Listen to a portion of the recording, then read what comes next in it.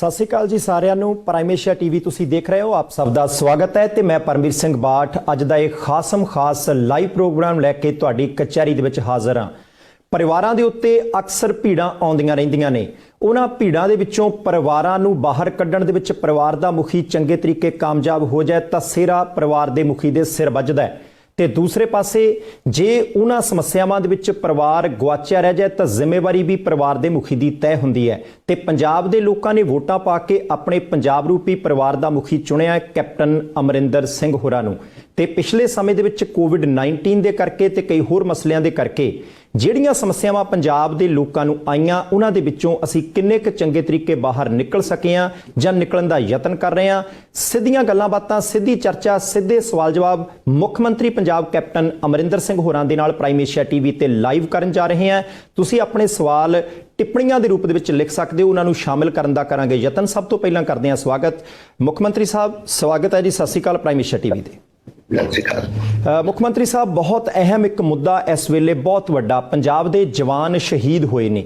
ਪੰਜਾਬ ਦੇ ਜਵਾਨ ਸ਼ਹੀਦ ਹੋਏ ਨੇ ਭਾਰਤ ਚੀਨ ਸਰਹੱਦ ਦੇ ਉੱਤੇ, ਪਰ ਦੂਸਰੇ ਪਾਸੇ ਅਜੇ ਤੱਕ ਕਲੀਅਰ ਨਹੀਂ ਹੋ ਰਿਹਾ, ਸਪਸ਼ਟ ਨਹੀਂ ਹੋ ਰਿਹਾ ਕਿ ਸਰਹੱਦ ਦੀ ਕਿਸੇ ਨੇ ਉਲੰਘਣਾ ਕੀਤੀ ਜਾਂ ਨਹੀਂ ਕੀਤੀ। ਕੀ ਲੱਗਦਾ ਹੈ ਚੀਨ ਦੀ ਨੀਤੀ ਬੜੀ ਹਮਲਾਵਰ ਹੈ। ਪੰਜਾਬ ਸਰਹੱਦੀ ਸੂਬਾ, ਨੁਕਸਾਨ ਜਦੋਂ ਵੀ ਲੜਾਈ ਹੁੰਦੀ ਹੈ ਜਿੱਧਰਲੇ ਪਾਸਿਓਂ ਵੀ ਹੋਵੇ ਪੰਜਾਬ ਦਾ ਬਹੁਤ ਹੁੰਦਾ ਹੈ। ਇਸ ਮੁੱਦੇ ਦੇ ਉੱਤੇ ਭਾਰਤ ਚੀਨ ਸਰਹੱਦ ਵਿਵਾਦ ਦੇ ਮੁੱਦੇ ਦੇ ਉੱਤੇ ਇੱਕ ਫੌਜੀ ਅਧਿਕਾਰੀ ਤੁਸੀਂ ਰਹੇ ਹੋ ਤੇ ਇਸ ਵੇਲੇ ਮੁੱਖ ਮੰਤਰੀ ਹੋ, ਕੀ ਕਹਿਣਾ ਚਾਹੋਗੇ? ਇਹ ਸਾਨੂੰ ਸਾਰਿਆਂ ਨੂੰ ਪਤਾ ਹੈ ਉੱਥੇ ਹੋਇਆ ਕੀ। ਅਸਲ 'ਚ ਉੱਥੇ ਇੱਕ ਪੋਸਟ ਹੁੰਦੇ ਨੇ ਪੈਟਰੋਲਿੰਗ ਦੇ post. I think this was post number 17 number post ਸੀ। ਉਹਦੇ ਸਾਡੇ ਏਰੀਆ ਦੇ ਵਿੱਚ ਚੀਨ ਨੇ ਇੱਕ ਤੰਬੂ ਗੱਡਤਾ ਔਰ ਉੱਥੋਂ ਬ੍ਰਿਗੇਡ ਤੋਂ ਆਰਡਰਸ ਆਏ ਕਿ ਇਹ ਤੰਬੂ ਨੂੰ ਇੱਥੋਂ ਚੱਕੋ, ਸਾਡੇ ਏਰੀਆ ਦੇ ਵਿੱਚ ਆਇਆ। ਔਰ ਅਗਲੇ ਸਵੇਰੇ ਉਸ ਦਿਨ ਸ਼ਾਮ ਨੂੰ ਉਹਨਾਂ ਦੇ ਸਾਡੇ 16 ਬਿਹਾਰ ਦੇ ਰੈਜੀਮੈਂਟ ਦੇ ਜਿਹੜੇ ਕਰਨਲ ਸਾਹਿਬ ਸੀ ਔਰ 2-3 ਜਵਾਨ ਉੱਧਰ ਗਏ ਦੇਖਣ ਨੂੰ ਔਰ ਉੱਥੇ ਹਮਲਾ ਕੀਤਾ ਉਹਨਾਂ ਨੇ ਸਾਡੇ ਕਰਨਲ ਸਾਹਿਬ ਦੇ ਉੱਪਰ ਐਨ ਉਹਨਾਂ ਨੂੰ ਸ਼ਹੀਦ ਕੀਤਾ ਉੱਥੇ। ਫਿਰ ਸਾਰੀ ਪਲਟਨ ਇਕੱਠੀ ਹੋ ਗਈ, ਹੋਰ ਬੰਦੇ ਇਕੱਠੇ ਹੋ ਗਏ, ਉਧਰਲੇ ਪਾਸੇ ਚੀਨੀ ਆ ਗਏ ਔਰ ਉਹਨਾਂ ਨੇ ਹਮਲਾ ਸਾਡੇ ਤੇ ਕੀਤਾ। ਆਪਣੇ ਮੁੰਡੇ ਸਾਡੇ ਮੁੰਡਿਆਂ ਦੇ ਕੋਲ ਤਾਂ ਕੁਝ ਵੀ ਨਹੀਂ ਸੀ, ਉਹ ਤਾਂ ਕਿਉਂਕਿ ਹਥਿਆਰ ਅਲਾਉਡ ਨਹੀਂ ਸੀ, ਉਹ ਹਥਿਆਰ ਲੈ ਕੇ ਆਏ, ਸਰੀਏ ਵਗੈਰਾ ਸਭ ਕੁਝ ਜਿਹੜਾ ਕੁਛ ਉਹਨਾਂ ਦੇ ਹੱਥ ਪਿਆ, ਲੰਬੇ ਲੱਕੜੀ ਦੇ ਡੰਡੇ ਸੀ, ਉਹਨਾਂ ਦੇ ਕਿੱਲ ਗੱਡੇ ਹੋਏ ਸੀ ਵਗੈਰਾ, ਇਸ ਕਿਸਮ ਦੀਆਂ ਚੀਜ਼ਾਂ ਕੀਤੀਆਂ। ਉਹਦੇ ਬਾਅਦ ਸਾਡੇ ਮੁੰਡੇ ਲੜੇ ਔਰ ਉਹਨਾਂ ਨੂੰ ਉੱਥੋਂ ਫਿਰ ਕੱਢਿਆ ਤੇ ਲੜਾਈ ਉਹਨਾਂ ਦੀ ਹੁੰਦੀ ਰਹੀ। ਸੋ ਸ਼ੁਰੂਆਤ ਇੱਥੋਂ ਹੋਈ ਜੀ। ਬਟ ਚਾਈਨੀ ਦਾ ਆਬਜੈਕਟਿਵ ਹੈ, ਕੁਝ ਵੱਡੀ ਆਬਜੈਕਟਿਵ ਹੈ, ਸਿਰਫ ਇਹ ਛੋਟੇ ਇੱਕ ਤੰਬੂ ਕਰਕੇ ਨਹੀਂ। ਉਹ ਗਲਵਾਨ ਵੈਲੀ ਨੂੰ ਪੂਰੀ ਨੂੰ ਲੈਣਾ ਚਾਹੁੰਦੇ ਨੇ। ਇੱਕ ਨਾਲਾ ਹੈ ਗਲਵਾਨ ਵੈਲੀ, ਗਲਵਾਨ ਨਾਲਾ ਪੈਂਦਾ ਹੈ ਸ਼ਿਓਕ ਰਿਵਰ ਦੇ ਵਿੱਚ ਔਰ ਸ਼ਿਓਕ ਰਿਵਰ ਦਾ ਕੋਈ 200 ਕਿਲੋਮੀਟਰ ਦੀ ਸਾਡੀ ਸੜਕ ਹੈ ਜੋ ਜਾਂਦੀ ਹੈ ਦੌਲਤ ਬੇਗ ਓਲਡੀ ਨੂੰ ਜੀ। ਔਰ ਦੌਲਤ ਬੇਗ ਓਲਡੀ 1962 ਵਿੱਚ ਵੀ ਉੱਥੇ ਜੰਗ ਹੋਇਆ ਸੀ। ਸੁਬੇਦਾਰ ਸਟੋਪਰਾਮ ਸੇ ਉਹਨਾਂ ਨੂੰ ਮਹਾਵੀਰ ਚੱਕਰਾ ਉੱਥੇ ਮਿਲਿਆ ਸੀ।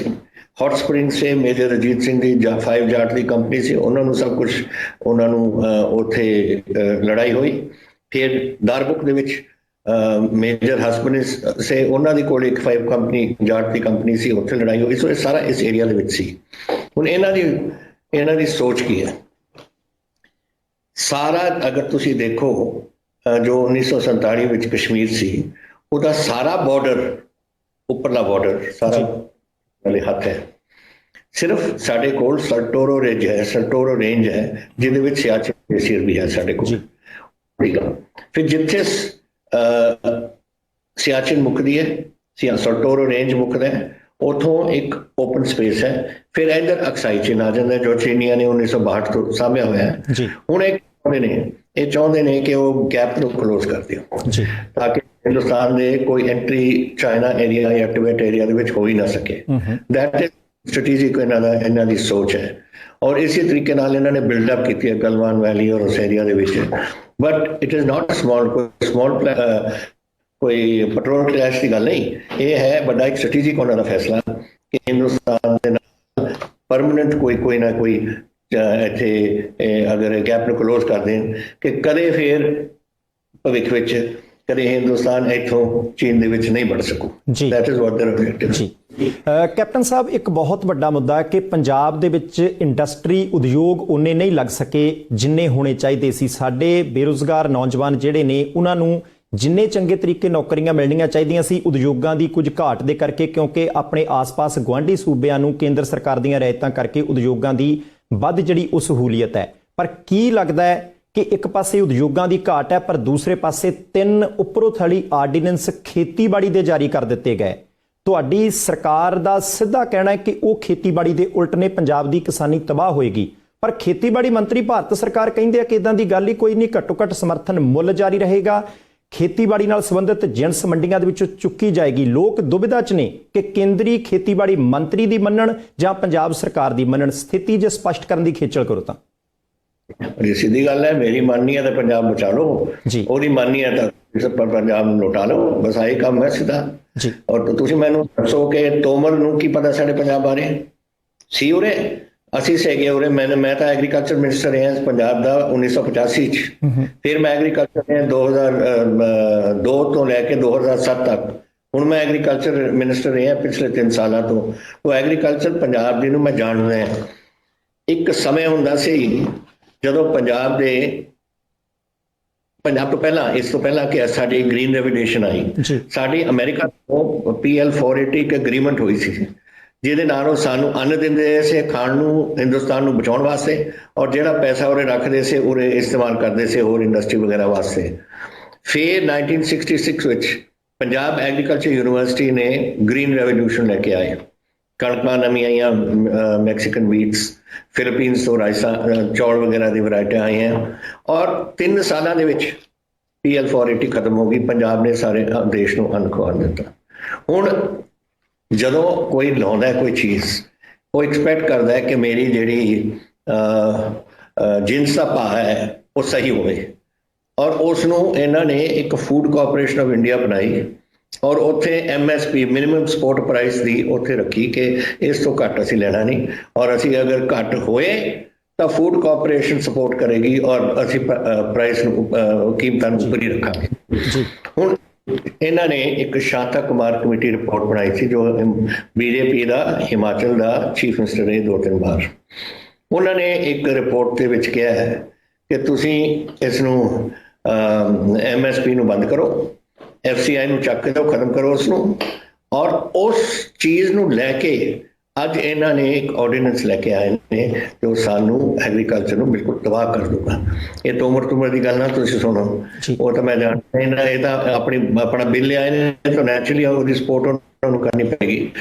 ਅਗਰ ਇਹ ਆਰਡੀਨੈਂਸ ਬਣ ਗਿਆ, ਇੱਕ ਐਕਟ ਜਿਹੜਾ ਬਣੇਗਾ, ਤਾਂ ਆਰਡੀਨੈਂਸ ਪਾਸ ਕਰਤਾ, ਜਦੋਂ ਪਾਰਲੀਮੈਂਟ ਦੇ ਵਿੱਚ ਐਕਟ ਬਿੱਲ ਲਿਆਉਣਗੇ ਔਰ ਐਕਟ ਪਾਸ ਕਰਨਗੇ, ਫਿਰ ਕੌਣ ਬਚਾਊਗਾ ਪੰਜਾਬ ਨੂੰ?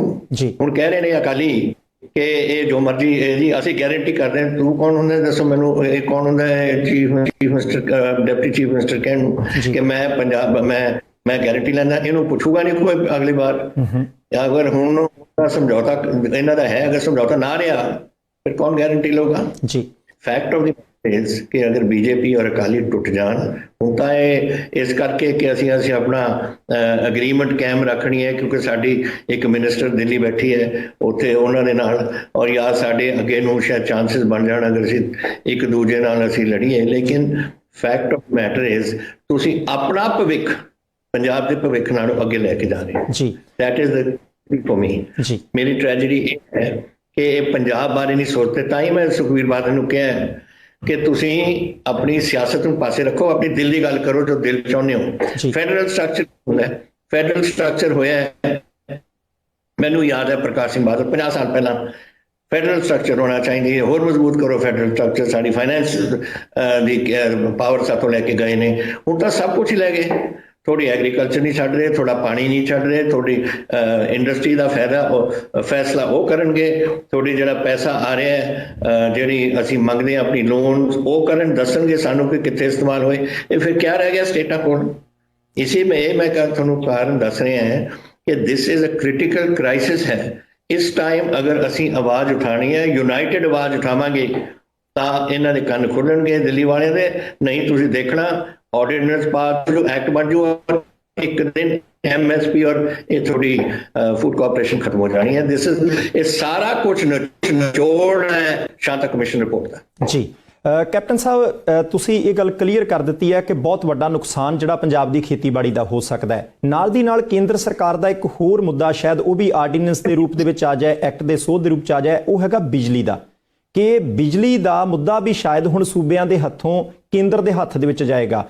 ਉਹ ਕੀ ਲੱਗਦਾ? ਪਰ ਸਭ ਤੋਂ ਵੱਡੀ ਗੱਲ ਇਹ ਹੈ ਕਿ ਪੰਜਾਬ ਦੀਆਂ ਸਿਆਸੀ ਧਿਰਾਂ ਇਸ ਮੁੱਦੇ ਦੇ ਉੱਤੇ ਇੱਕ ਮੁੱਠ ਕਿਉਂ ਨਹੀਂ ਹੁੰਦੀਆਂ? ਜੇ ਇੱਕ ਇੱਕ ਕਰਕੇ ਬਹੁਤ ਸਾਰੀਆਂ ਚੀਜ਼ਾਂ ਜਿਵੇਂ ਤੁਸੀਂ ਆਖ ਰਹੇ ਹੋ ਕਿ ਸੂਬਿਆਂ ਦੇ ਹੱਥੋਂ ਨਿਕਲ ਕੇ ਕੇਂਦਰ ਦੇ ਹੱਥ ਦੇ ਵਿੱਚ ਚਲੇ ਗਈਆਂ, ਤਾਂ ਫਿਰ ਕਿੱਧਰ ਜਾਏਗਾ? ਉਸ ਬਿਜਲੀ ਐਕਟ ਦੇ ਵਿੱਚ ਸੋਧ ਜਿਹੜੀ ਕਰਨ ਦੀ ਕੋਸ਼ਿਸ਼ ਕੀਤੀ ਜਾਣੀ ਅਗਲੇ ਸੈਸ਼ਨ ਦੇ ਵਿੱਚ, ਉਹਨੂੰ ਕਿਵੇਂ ਦੇਖਦੇ ਹੋ ਜੀ?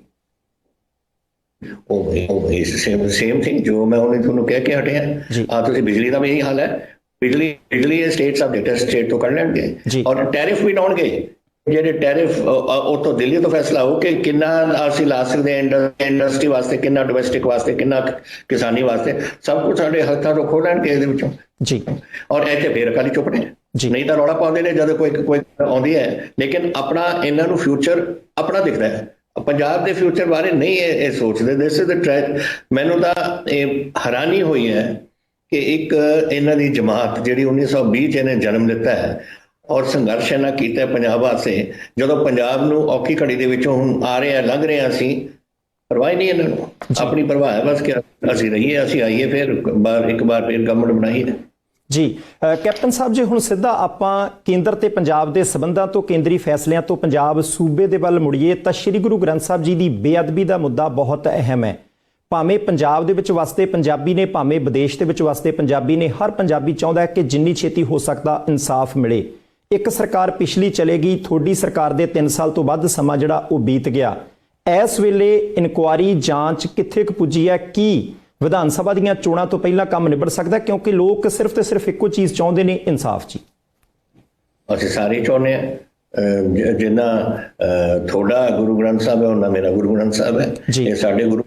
ਅਗਰ ਸਾਨੂੰ ਇੰਨਾ ਹੀ, ਮੈਨੂੰ ਇੰਨਾ ਹੀ ਇਹਦੇ ਤੇ ਫਿਕਰ ਹੈ ਕਿ ਇਹਦਾ ਕੋਈ ਨਾ ਕੋਈ ਹੱਲ ਕੱਢੀਏ। 1915 ਦਾ ਹੋਇਆ, 2015 ਦਾ ਹੋਇਆ, ਅਸੀਂ ਰੌਲਾ ਪਾਉਂਦੇ ਆਏ ਕਿ ਜਲਦੀ ਕਰੋ ਜਲਦੀ ਕਰੋ। ਟਰਬਲ ਇਹ ਹੈ ਕਿ ਕਾਨੂੰਨ ਸਾਡਾ ਬੜਾ ਸਲੋ ਚੱਲਦਾ ਹੈ। ਹੁਣ ਸਾਡੀ ਇਨਵੈਸਟੀਗੇਸ਼ਨ ਜਿਹੜੀਆਂ ਚੱਲ ਰਹੀਆਂ ਨੇ, ਸਾਨੂੰ ਨਵੀਂ ਇੱਕ SIT ਬਣਾਉਣੀ ਪਈ ਹੈ। ਉਹਦੇ ਵਿੱਚ ਇੱਕ ਤਾਂ ਜਿਹੜਾ ਕੋਟਕਪੂਰਾ ਔਰ ਬਹਿਬਲ ਕਲਾਂ ਔਰ ਬਰਗਾੜੀ ਦੇ ਵਿੱਚ ਫਾਇਰਿੰਗ ਹੋਈ ਹੈ, ਉਹ ਕਮੇਟੀ ਹੈ ਕੰਵਰ ਵਿਜੇ ਪ੍ਰਤਾਪ ਦੀ। ਔਰ ਫਿਰ ਸਾਡਾ ਇੱਕ ਰਣਬੀਰ ਖਟਰਾ ਹੈ ਔਰ ਉਹਨਾਂ ਦੇ ਨਾਲ ਇੱਕ SSP ਨੇ ਜੋ ਗੁਰਦਾਸਪੁਰ ਇਸ ਵੇਲੇ ਲੱਗੇ ਨੇ, ਉਹ ਕਰ ਰਹੇ ਨੇ ਮੋਡੀਫਾਈ ਮੋਡ ਦੇ ਇਨਸੀਡੈਂਟ ਵਗੈਰਾ ਸਾਰੇ ਕੁਝ। ਅਸੀਂ ਇਸ ਵਾਸਤੇ ਲੱਗੇ ਹਾਂ।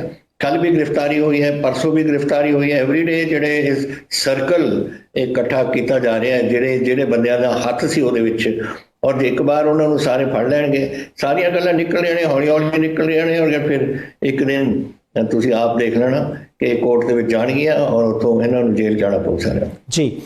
ਕੈਪਟਨ ਸਾਹਿਬ, ਇਹਦੇ ਤੋਂ ਬਾਅਦ ਬਹੁਤ ਵੱਡਾ ਮੁੱਦਾ ਕਿ ਕਰੋਨਾ ਵਾਇਰਸ ਦੇ ਕਰਕੇ ਬਹੁਤ ਸਾਰੇ ਲੋਕ ਬਿਮਾਰ ਹੋਏ, ਬਹੁਤ ਸਾਰੇ ਲੋਕਾਂ ਦੇ ਟੈਸਟ ਕਰਨ ਦੀ ਨੌਬਤ ਆਈ।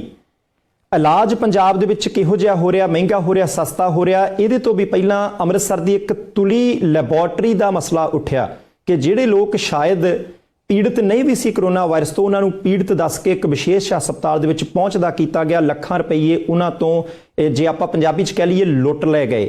ਕੀ ਜੇ ਅੰਮ੍ਰਿਤਸਰ ਦੇ ਵਿੱਚ ਇਹ ਘਟਨਾ ਹੋ ਸਕਦੀ ਹੈ, ਕਿਤੇ ਬਾਕੀ ਪੰਜਾਬ ਦੇ ਵਿੱਚ ਵੀ ਕੁਝ ਕਾਲੀਆਂ ਭੇਡਾਂ ਇੱਦਾਂ ਤਾਂ ਨਹੀਂ ਕਰਦੀਆਂ? ਸਰਕਾਰ ਇਸ ਮੁੱਦੇ ਤੇ ਕਿੰਨੀ ਕੁ ਸਖਤ ਹੈ ਲੋਕਾਂ ਨੂੰ ਲੁੱਟ ਤੋਂ ਬਚਾਉਣ ਲਈ? ਦੇਖੋ, ਇਹ ਬੜਾ ਸੀਰੀਅਸ ਮਸਲਾ ਹੈ, ਇਹ ਕੋਈ ਖੇਡ ਨਹੀਂ। ਅੱਜ ਬਹੁਤ ਜਿਹੜਾ ਇਸ ਵੇਲੇ ਤਕਰੀਬਨ 150 ਕੇਸਿਸ ਹੋਏ ਨੇ ਅੱਜ ਦੇ ਦਿਨ। ਅੱਜ 150 ਕੇਸ ਤਾਂ ਅੱਜ ਹੀ ਨੇ, ਪਰ ਟੋਟਲ ਅੱਜ ਤੱਕ 5600 ਕੇਸ ਨੇ। ਐਂਡ ਇਹਨੇ ਵੱਧਦਾ ਜਾਣਾ ਹੈ ਜਦ ਤੱਕ ਪੰਜਾਬ ਪੀਕ 'ਚ ਨਹੀਂ ਆਊਗਾ। ਜਦੋਂ ਅਸੀਂ ਸ਼ੁਰੂਆਤ ਕੀਤੀ ਸੀ ਟੈਸਟਿੰਗ ਕਰਾਉਣੀ, ਉਦੋਂ ਸਾਡੇ ਕੋਈ 700 ਟੈਸਟ ਹੁੰਦੇ ਸੀ ਇੱਕ ਦਿਨ 'ਚ। ਫਿਰ ਅਸੀਂ ਇਹਨੂੰ 2200 ਤੇ ਲੈ ਗਏ। ਇਸ ਵੇਲੇ 10,000 ਰੇਟ 'ਚ ਅਸੀਂ ਕਰ ਰਹੇ ਹਾਂ। 4 ਹੋਰ ਲੈਬ ਸਾਡੀਆਂ ਲੱਗ ਰਹੀਆਂ ਨੇ ਔਰ ਇਸ hopefully by end of July ਤੱਕ ਅਸੀਂ ਇਹਨੂੰ 20,000 ਤੱਕ ਟੈਸਟਿੰਗ, ਕਿਉਂਕਿ ਟੈਸਟਿੰਗ ਮੇਨ ਥਿੰਗ ਹੈ। ਲੇਕਿਨ ਤੁਸੀਂ ਆਹ ਵੀ ਦੇਖੋ, ਮੈਂ ਟੁੱਲੀ ਤੇ ਆਊਂਗਾ ਤੁਹਾਨੂੰ ਦੱਸੂਗਾ ਜਿਹੜੀ ਪੁੱਛਿਆ, ਲੇਕਿਨ ਬੇਸਿਕਲੀ ਇਹ ਹੈ ਕਿ ਸਾਡੀ 3 ਕਰੋੜ 20 ਲੱਖ ਸਾਡੀ ਆਬਾਦੀ ਹੈ। ਔਰ ਅਗਰ ਤੁਸੀਂ ਟੈਸਟਿੰਗ 10,000 ਵੀ ਕਰਾਓ, ਕਿੰਨੇ ਬੰਦੇ ਟੈਸਟ ਹੁੰਦੇ ਨੇ ਜੀ? ਤਾਂ ਦਾ ਇਹੀ ਪ੍ਰੋਬਲਮ ਹੈ। ਸਾਡੀ ਹਿੰਦੁਸਤਾਨ ਨਾਲੋਂ ਐਵਰੇਜ ਨਾਲੋਂ ਅੱਛੀ ਹੈ ਸਾਡੀ ਟੈਸਟਿੰਗ, ਲੇਕਿਨ ਇਟ ਇਜ਼ ਨਥਿੰਗ।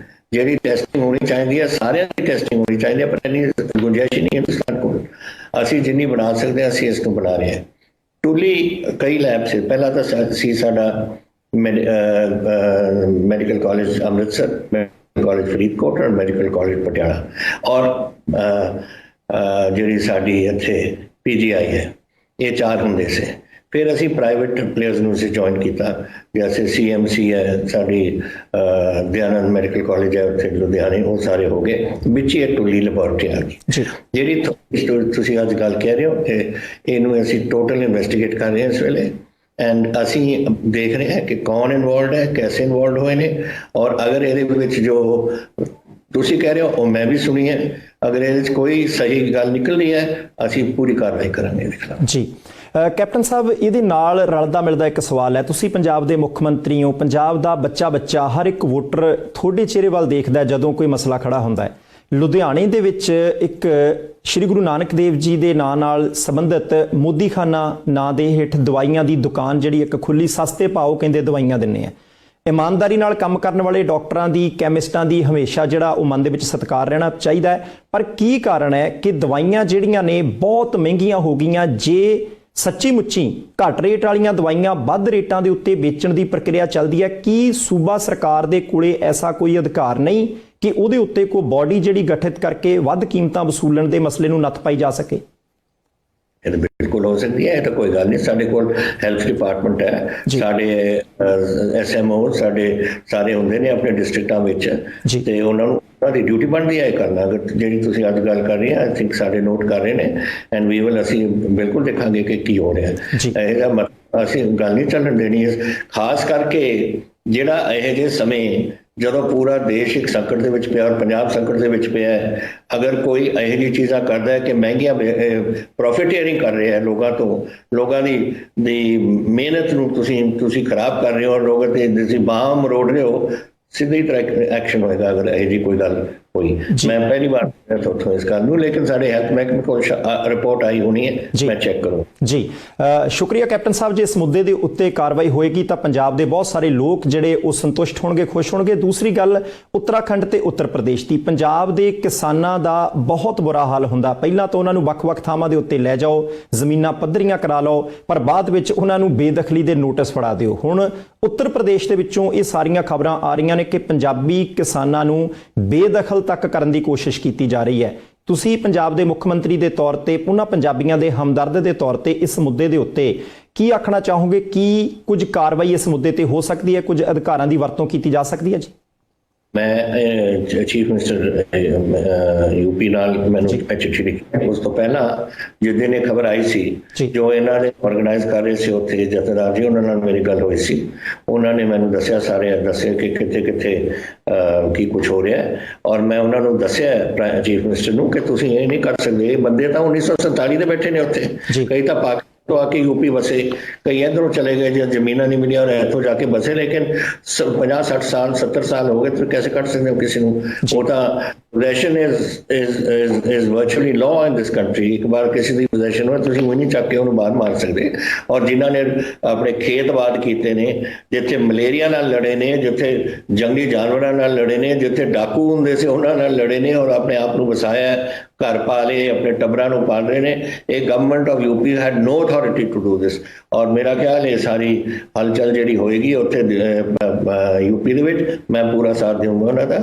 एंड जो साने कोर्ट दे विच जाना है, सुप्रीम कोर्ट जाना है, जिथे मर्जी जाना है, ਅਸੀਂ ਉਹਨਾਂ ਦੀ ਮਦਦ ਕਰਾਂਗੇ। ਜੀ ਕੈਪਟਨ ਸਾਹਿਬ, ਪੰਜਾਬ ਦੇ ਬਹੁਤ ਗਿਣਤੀ ਲੋਕਾਂ ਦੇ ਨਾਲ ਇੱਕ ਮਸਲਾ ਸੰਬੰਧ ਰੱਖਦਾ ਹੈ, ਉਹ ਪ੍ਰਾਈਵੇਟ ਸਕੂਲਾਂ ਦੀਆਂ ਫੀਸਾਂ ਦੇ ਨਾਲ ਸੰਬੰਧਿਤ ਮਸਲਾ ਹੈ। ਹਾਈ ਕੋਰਟ ਤੱਕ ਮੁੱਦਾ ਪੁੱਜਾ ਕਿ ਲੋਕਡਾਊਨ ਦੇ ਦੌਰਾਨ, ਕਰਫਿਊ ਦੇ ਦੌਰਾਨ ਜਦੋਂ ਸਕੂਲ ਬੰਦ ਰਹੇ ਨੇ, ਬੱਚੇ ਪੜ੍ਹਨ ਨਹੀਂ ਸੀ ਜਾ ਰਹੇ, ਲੋਕਾਂ ਦੇ ਕੰਮ ਧੰਦੇ ਬੰਦ ਹੋਏ ਸੀ, ਕੀ ਪ੍ਰਾਈਵੇਟ ਸਕੂਲ ਫੀਸ ਵਸੂਲਣਗੇ? ਹੁਣ ਮਾਣਯੋਗ ਪੰਜਾਬ ਤੇ ਹਰਿਆਣਾ ਹਾਈ ਕੋਰਟ ਦਾ ਫੈਸਲਾ ਆ ਗਿਆ, ਫੀਸ ਵਸੂਲਣ ਦੀ ਗੱਲ ਆਕੀ ਗਈ। ਕੀ ਪੰਜਾਬ ਦੀ ਸਰਕਾਰ ਹੁਣ ਹਾਈ ਕੋਰਟ ਦੇ ਫੈਸਲੇ ਦੇ ਮੁਤਾਬਿਕ ਚੱਲੇਗੀ ਜਾਂ ਸੁਪਰੀਮ ਕੋਰਟ ਜਾਣ ਦੇ ਦਰ ਦਰਵਾਜ਼ੇ ਅਜੇ ਖੁੱਲੇ ਨੇ? ਪੰਜਾਬ ਸਰਕਾਰ ਦਾ ਹੁਣ ਕੀ ਰਵੱਈਆ ਰਹੇਗਾ? ਜੀ नहीं, मेरा ख्याल देखो कोई 90% उस ਜਿਹੜੀ ਜਜਮੈਂਟ ਹੈ ਉਹ ਆਈ ਹੈ ਜੋ ਗਵਰਨਮੈਂਟ ਨੇ ਕਹੀ ਸੀ। 10% ਕਹਿੰਦੀ ਹੈ ਆਈ ਹੈ। ਅਸੀਂ ਅੱਜ ਕੈਬਨਿਟ ਦੇ ਵਿੱਚ ਵੀ ਡਿਸਕਸ ਹੋਈ ਸੀ, ਅੱਜ ਕੈਬਨਿਟ ਦੀ ਮੀਟਿੰਗ ਸੀ ਸਾਡੀ। ਐਂਡ ਮੈਂ ਆਪਣੇ ਏਜੀ ਨੂੰ ਕਿਹਾ, ਏਜੀ ਸਾਹਿਬ ਵੀ ਉੱਥੇ ਸੇ ਨੰਦਾ ਜੀ, ਉਹਨਾਂ ਨੂੰ ਮੈਂ ਕਿਹਾ ਕਿ ਆਪਾਂ ਨੇ ਰਿਵਿਊ ਪਟੀਸ਼ਨ ਕਰਨੀ ਹੈ ਇਹਦੇ ਖਿਲਾਫ, ਤਾਂ ਕਿ ਵੀ ਕੈਨ ਜਿਹੜੇ ਇਸ਼ੂਜ਼ ਰਹਿ ਗਏ ਨੇ ਉਹਨਾਂ ਤੇ ਡਬਲ ਬੈਂਚ ਕਰੇ, ਉਹਨੂੰ ਵਿਚਾਰ ਜਾਂ ਰਿਵਿਊ ਪਟੀਸ਼ਨ ਕਰੇ ਵਿਦ ਸੇਮ ਜੱਜ। ਇਹ ਹੁਣ ਲੀਗਲ ਮੈਟਰ ਹੈ, ਲੇਕਿਨ ਅਸੀਂ ਐ ਨਹੀਂ ਛੱਡਣਾ, ਅਸੀਂ ਵੀ ਕੋਰਟ ਦੇ ਵਿੱਚ ਫਿਰ ਜਾਵਾਂਗੇ ਜੀ।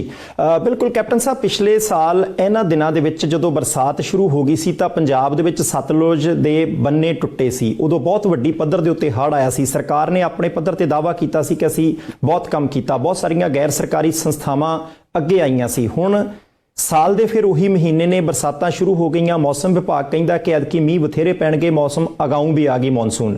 ਕੀ ਪ੍ਰਬੰਧ ਪੁਖਤਾ ਨੇ, ਚੰਗੇ ਨੇ? ਜਿਹੜੇ ਸਤਲੁਜ ਦੇ ਬੰਨ ਪਿਛਲੀ ਵਾਰੀ ਥੋੜੇ ਢਿੱਲੇ ਮੱਠੇ ਕਿਸੇ ਵੀ ਕਾਰਨ ਕਰਕੇ ਰਹਿ ਗਿਆ ਸੀ, ਕੀ ਐਤਕੀ ਉਧਰਲੇ ਪਾਸੇ ਪ੍ਰਬੰਧ ਕਰ ਦਿੱਤੇ ਗਏ ਨੇ ਲੋਕਾਂ ਨੂੰ ਬਚਾਉਣ ਦੇ ਲਈ ਜੀ? ਦੇਖੋ, ਇਹ ਆਲਰੇਡੀ ਪੈਸੇ ਦਿੱਤੇ ਗਏ ਸੀ ਫॉर ਰਿਪੇਅਰ। ਜਿਹੜੇ ਸਾਡੇ ਸੂਏ ਟੁੱਟ ਜਾਂਦੇ ਸੀ, ਉਹਨਾਂ ਦੇ ਬੰਦੇ ਟੁੱਟ ਜਾਂਦੇ ਸੀ, ਜਾਂ ਨਹਿਰਾਂ ਦੇ ਬੰਦੇ ਟੁੱਟ ਜਾਂਦੇ ਸੀ, ਉਹਦੇ ਵਾਸਤੇ ਪਿਛਲੇ ਸਾਲ ਜਦੋਂ ਹੋਇਆ ਸੀ ਜੀ, ਇੱਕ ਤਾਂ ਰਿਪੇਅਰ ਅਸੀਂ ਉਦੋਂ ਹੀ ਕਰਤੀ ਸੀ, ਔਰ ਜਿਹੜੀਆਂ ਕੋਈ ਚੀਜ਼ਾਂ ਰਹਿ ਗਈਆਂ ਜਾਂ ਕੋਈ ਕਮਜ਼ੋਰੀ ਰਹਿ ਗਈ, ਉਹ ਐਤਕੀ ਇਹਨਾਂ ਨੇ ਪੂਰਾ ਕਰ ਦਿੱਤਾ। ਦੇਖੋ, ਇਹ ਹੁਣ ਗ੍ਰੀਨ ਹਾਊਸ ਇਫੈਕਟ ਹੋ ਰਿਹਾ ਹੈ ਜੀ, ਜੋ ਸਾਨੂੰ ਦੱਸਿਆ ਜਾ ਰਿਹਾ ਹੈ ਜਿਹੜੇ ਮਾਹਰ ਨੇ ਇਸ ਕੰਮ 'ਚ, ਕਿ ਇੱਕ ਸਾਲ ਹੋਊਗਾ ਕਿ ਹੜ੍ਹ ਆਉਣਗੇ, ਬਹੁਤ ਜ਼ਿਆਦਾ ਬਾਰਿਸ਼ ਹੋਊ, ਬਰਫਾਂ ਚੰਗੀਆਂ ਪੈਣਗੀਆਂ। ਜੈਸੇ ਇਸ ਸਾਲ ਸਭ ਤੋਂ ਮੇਰੇ ਖਿਆਲ ਕਈ ਸਾਲਾਂ 'ਚ ਇੰਨੀ ਬਰਫ਼ ਨਹੀਂ ਪਈ ਹਿਮਾਚਲ ਜਿੰਨੀ ਹੁਣ ਪਈ ਹੈ। ਔਰ ਹੁਣ ਐਤਕੀ ਦੱਸ ਵੀ ਰਹੇ ਨੇ ਬਰਸਾਤ ਆ ਗਈ, ਹੁਣ ਤਾਂ ਜੂਨ 'ਚ ਹੀ ਆ ਗਈ ਬਰਸਾਤ, ਨਹੀਂ ਤਾਂ 15 ਜੁਲਾਈ ਤਾਈਂ ਆਉਂਦੀ ਸੀ। ਸੋ ਸ਼ੁਰੂ ਨਹੀਂ ਸਾਡੀ ਬਰਸਾਤ ਆਉਣੀ, ਤੋ ਇਹਦਾ ਅਸਰ ਜ਼ਰੂਰ ਹੋਗਾ। ਨਦੀਆਂ ਭਰਨਗੀਆਂ, ਹੜ੍ਹ ਵੀ ਆਉਣਗੇ। ਹੜ੍ਹ ਮੈਂ ਪਿਛਲੀ ਵਾਰ ਤੁਹਾਡਾ ਰਾਵੀ ਦੇ ਵਿੱਚ ਆ ਗਿਆ ਸੀ, ਸਾਡੇ ਸਤਲੁਜ ਦੇ ਵਿੱਚ ਆ ਗਿਆ ਸੀ, ਲੇਕਿਨ ਇਹ ਹੋ ਸਕਦਾ ਕਿ ਹੋਰ ਨਦੀਆਂ ਦੇ ਵਿੱਚ, ਬਿਆਸ ਦੇ ਵਿੱਚ ਵੀ ਆ ਜਾਏ ਐਤਕੀ। ਇੱਧਰ ਘੱਗਰ ਹੈ ਸਾਡੀ, ਇੱਧਰਲੇ ਪਾਸੇ ਨਾ ਆ ਜਾਏ।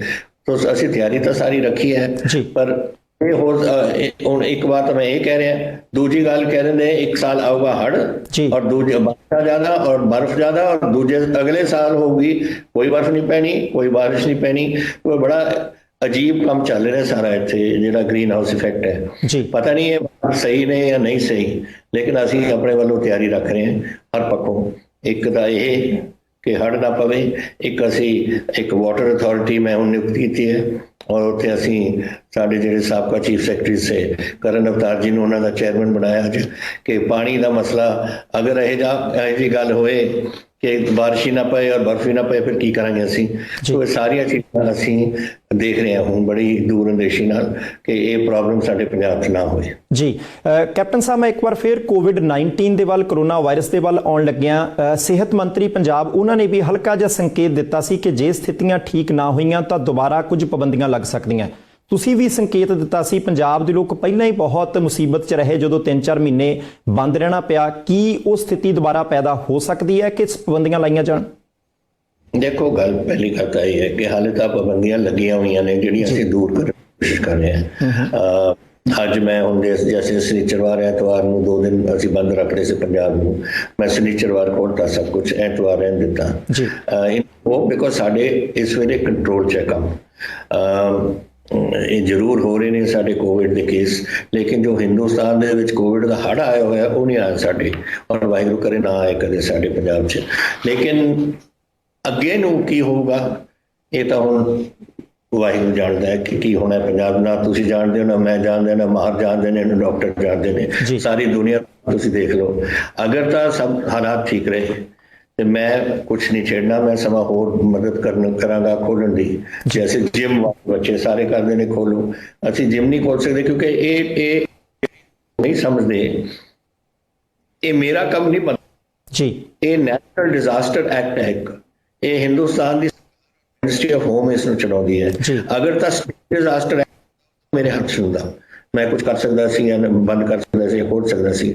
ਜੋ ਅਸੀਂ ਸਾਨੂੰ ਉੱਥੋਂ ਆਰਡਰਸ ਆਉਂਦੇ ਨੇ ਮਿਨਿਸਟਰੀ ਆਫ ਹੋਮ ਤੋਂ, ਔਰ ਸਾਰੇ ਹਿੰਦੁਸਤਾਨ ਨੂੰ ਇਸ ਨੂੰ ਮੰਨਣਾ ਪੈਂਦਾ ਹੈ। ਹੁਣ ਰਾਤ ਉਹਨਾਂ ਦੇ 29 ਤਰੀਕ, ਕੱਲ 29 ਤਰੀਕ ਨੂੰ ਉਹਨਾਂ ਦਾ ਆਰਡਰ ਆ ਗਿਆ ਕਿ ਤੁਸੀਂ ਜਿਮ ਨਹੀਂ ਖੋਲ ਸਕਦੇ, ਤੁਸੀਂ ਹੋਰ ਚੀਜ਼ਾਂ ਇਹ ਕਰੋ ਜਾਂ ਉਹ ਕਰੋ, ਇਸ ਕਿਸਮ ਦੀਆਂ ਚੀਜ਼ਾਂ ਨੇ ਕਈਆਂ ਨੇ। ਲੇਕਿਨ ਉਹਦੇ ਬਾਵਜੂਦ ਮੈਂ ਇਸ ਸਿਲਸਿਲੇ ਐਂਡ ਆਈ ਕਿ 15 ਦਿਨ ਬਾਅਦ ਜਦ ਫਿਰ ਅਸੈਸ ਕरेंगे ਇਹ ਜਿਮਸ ਵੀ ਖੁੱਲ ਜਾਣਗੇ। ਲੇਕਿਨ ਇਹ ਅੱਗੇ ਨੂੰ ਕੀ ਹੋਊਗਾ ਇਹ ਕੁਛ ਨਹੀਂ ਮੈਂ ਕਹਿ ਸਕਦਾ। ਵਾਹਿਗੁਰੂ ਕਰੇ, ਜੈਸੇ मैंने किया कि ना होए, बट अगर होए और कुछ सख्ती ना मतलब बहुत ਹੈ ਜੇ ਬਿਮਾਰੀ ਫਿਰ ਸਾਨੂੰ ਸਖਤੀ ਦੇ ਕਦਮ ਚੱਕਣੇ ਪੈਣਗੇ ਜੀ ਆਈ ਵੁਡ ਲਾਈਕ ਜੀ ਲੇਕਿਨ ਪਤਾ ਇਸ ਬਿਮਾਰੀ ਦਾ ਕਿ ਕਿੱਧਰੋਂ ਆਈ ਹੈ, ਕੈਸੇ ਆਈ ਹੈ, ਕਿੱਥੋਂ ਜਾਊ, ਕੀ ਬਿਮਾਰੀ ਦਾ ਕੋਈ ਇਲਾਜ ਹੈ। ਮੇਰੀ ਇਸ ਵੇਲੇ ਕੰਟਰੋਲ ਇਹ ਹੈ, ਮੇਰੀ ਸੋਚ ਜੀ ਕਿ ਜਿੰਨਾ ਜ਼ਿਆਦਾ ਅਸੀਂ ਕੰਟਰੋਲ ਕਰ ਸਕਦੇ ਕੰਟਰੋਲ ਕਰੋ। ਇੱਕ ਨਾ ਇੱਕ ਦਿਨ ਕੋਈ ਦਵਾਈ ਬਣੂ ਇਹਦੀ, ਉਦੋਂ ਜਦ ਬਣ ਜੂਗੀ फिर थोड़ा अगर ढिल करिए जैसे अमेरिका ने करता, यूके ने करता, होरा ने करता, फिर ये हो सकता है कि शायद असी अगर किसी को होए तो एटलीस्ट दवाई तो देने जोग नहीं होवांगे। इस वेले तो सानू पता ही नहीं है कि कहंदे ने डॉक्टर, तुसीं उन्हां नूं दे दो एक पैरासीटामोल। हुण पैरासीटामोल तो सारी दुनिया खाई जाती है, that is not a solution. Directly वो जिहड़ी बीमारी है ਉਹਨੂੰ हैंडल करने वास्ते सानू कोई दवाई की लोड़ पऊ। बड़े लायक सारे मुल्क कर रहे हैं इस वेले, साडे विच हिंदुस्तान विच भी कि कोई वैक्सीन निकले या कोई सीरम निकले या प्लाज्मा ट्रीटमेंट होवे या कोई होर ट्रीटमेंट होन, एक बार ये बिल्कुल कामयाब हो जान फिर थोड़ा होर खोल सकते हैं कि अगर कोई बीमार होगा ਅਸੀਂ ਉਹਦਾ ਇਲਾਜ ਕਰ ਸਕਦੇ ਹਾਂ। ਕੈਪਟਨ ਸਾਹਿਬ, ਵਿਰੋਧੀ ਧਿਰਾਂ ਬਹੁਤ ਵੱਡੀ ਪੱਧਰ ਤੇ ਦੋਸ਼ ਲਾ ਰਹੀਆਂ ਨੇ, ਆਪਾਂ ਜੇ ਕਹੀਏ ਤਾਂ ਛੱਜ ਚ ਪਾ ਕੇ ਸਰਕਾਰ ਨੂੰ ਛੱਟਣ ਦੀ ਕੋਸ਼ਿਸ਼ ਕਰ ਰਹੀਆਂ ਕਿ ਖੇਤੀਬਾੜੀ ਯੂਨੀਵਰਸਿਟੀ ਲੁਧਿਆਣੇ ਦੇ ਨਾਲ ਸੰਬੰਧਿਤ ਬੀਜ ਘੁਟਾਲਾ ਹੋਇਆ। ਦੂਸਰਾ ਦੋਸ਼ ਇਹ ਲੱਗਿਆ ਕਿ ਕੁਝ ਸ਼ਰਾਬ ਦੀਆਂ ਨਜਾਇਜ਼ ਫੈਕਟਰੀਆਂ ਫੜੀਆਂ ਗਈਆਂ, ਘਰ ਘਰ ਸ਼ਰਾਬ ਦੀ ਨਜਾਇਜ਼ ਡਿਲੀਵਰੀ ਤੱਕ ਦੇ ਦੋਸ਼ ਵਿਰੋਧੀ ਧਿਰਾਂ ਨੇ ਲਾਏ, ਆਪਾਂ ਸਾਰੇ ਜਾਣਦੇ ਹਾਂ। ਹੁਣ ਸੂਬਾ ਸਰਕਾਰ ਇਸ ਮੁੱਦੇ ਦੇ ਉੱਤੇ ਆਪਣਾ ਪੱਖ ਕੀ ਰੱਖ ਰਹੀ ਹੈ? ਕੀ ਇਹ ਸਾਰਾ ਕੁਝ ਘਟਿਆ ਵਾਪਰਿਆ? ਜੇ ਘਟਿਆ ਵਾਪਰਿਆ ਤਾਂ ਕਾਰਵਾਈ ਕਿੰਨੀ ਕੁ ਸਖਤ ਕੀਤੀ ਜਾ ਰਹੀ ਹੈ? ਮੈਂ ਸ਼ੁਰੂ ਕਰ ਦਿੰਦਾ ਤੁਹਾਨੂੰ ਸ਼ਰਾਬ ਨਾਲ ਜੀ। ਦੇਖੋ ਜਦੋਂ ਹੁੰਦੀ ਹੈ ਸ਼ਟਡਾਊਨਸ, ਤੁਸੀਂ ਅਮਰੀਕਾ 'ਚ ਦੇਖੋ ਜਦੋਂ ਉਹਨਾਂ ਨੇ ਪ੍ਰੋਹਿਬਿਸ਼ਨ ਕਰਤੀ ਸੀ ਕਿੰਨਾ ਉੱਥੇ ਇਲਿਸਿਟ ਲਿਕਰ ਬਣਿਆ ਸੀ ਸਾਰਾ।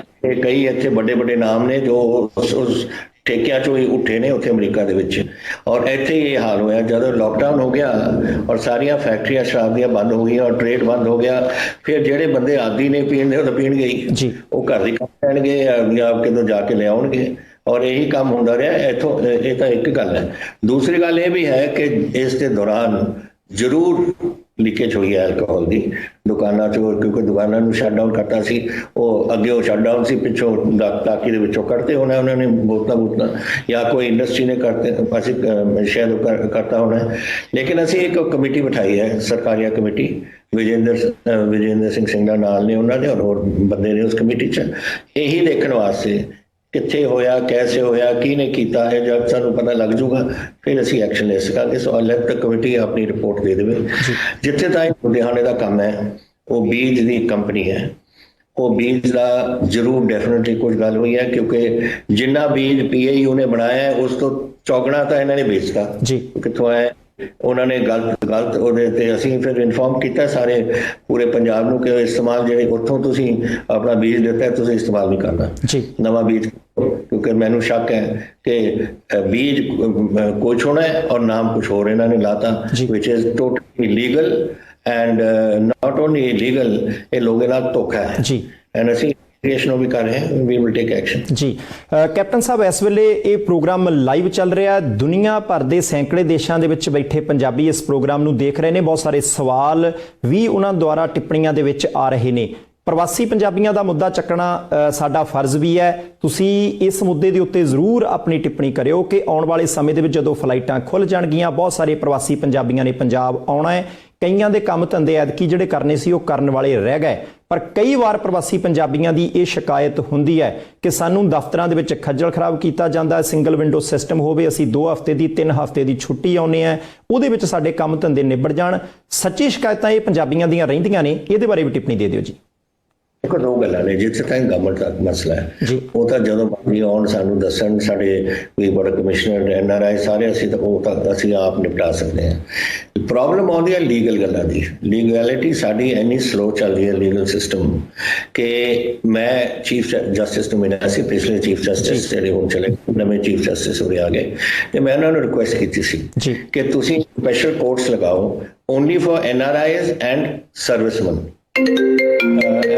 सर्विसमैन दे विच मतलब जिहड़े हुण फर्ज करो जाके कोई सियाचिन विच बैठा है और उस सियाचिन दे विच ओनू तां 60 दिन दी छुट्टी आउणी है, लेकिन कोर्ट केसेस हाथ तरीक पा देंगे कि 3 महीने बाद आओ या 2 महीने बाद आओ, किधरों आउणगे? यही थोड़ा ਜਿਹੜੇ NRI ਸਾਡੇ बैठे ने बाहर, कोई आस्ट्रेलिया तो या कैनेडा तो, अमेरिका या जर्मनी, इटली तो हर हफ्ते बाद तो नहीं आ सकता उन्हें अपने कोर्ट केस ਪ੍ਰੈਜ਼ੈਂਟ ਕਰਨ ਵਾਸਤੇ।